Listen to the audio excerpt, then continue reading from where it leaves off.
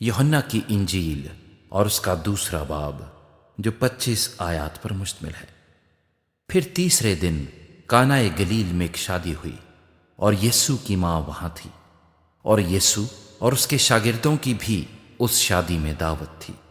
اور جب میں ہو چکی تو یسوع کی ماں نے اس سے کہا کہ ان کے پاس میں نہیں رہی۔ یسوع نے اس سے کہا، اے عورت، مجھے تجھ سے کیا کام ہے؟ ابھی میرا وقت نہیں آیا۔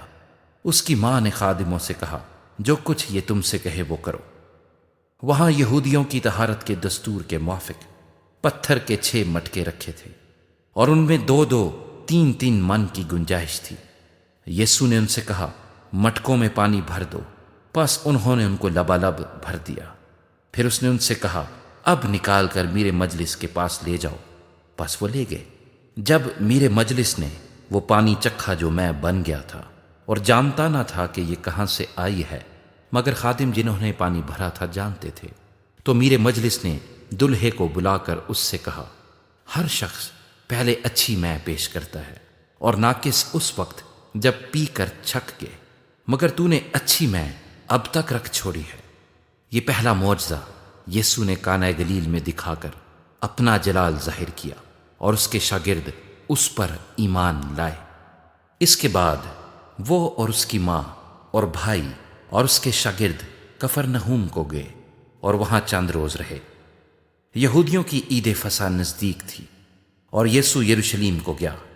اس نے ہیکل میں بیل اور بھیڑ اور کبوتر بیچنے والوں کو اور صرافوں کو بیٹھے پایا، اور رسیوں کا کوڑا بنا کر سب کو، یعنی بھیڑوں اور بیلوں کو ہیکل سے نکال دیا، اور صرافوں کی نقدی بکھیر دی اور ان کے تختے الٹ دیے، اور کبوتر فروشوں سے کہا، ان کو یہاں سے لے جاؤ، میرے باپ کے گھر کو تجارت کا گھر نہ بناؤ۔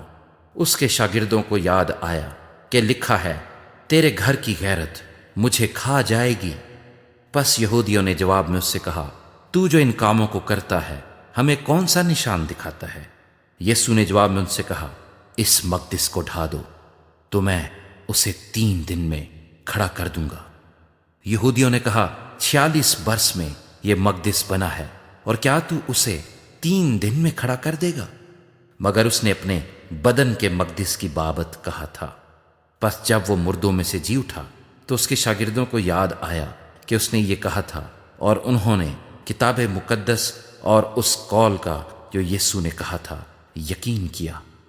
جب وہ یروشلیم میں فصح کے وقت عید میں تھا تو بہت سے لوگ ان معجزوں کو دیکھ کر جو وہ دکھاتا تھا اس کے نام پر ایمان لائے، لیکن یسوع اپنی نسبت ان پر اعتبار نہ کرتا تھا، اس لیے کہ وہ سب کو جانتا تھا اور اس کی حاجت نہ رکھتا تھا کہ کوئی انسان کے حق میں گواہی دے، کیونکہ وہ آپ جانتا تھا کہ انسان کے دل میں کیا کیا ہے۔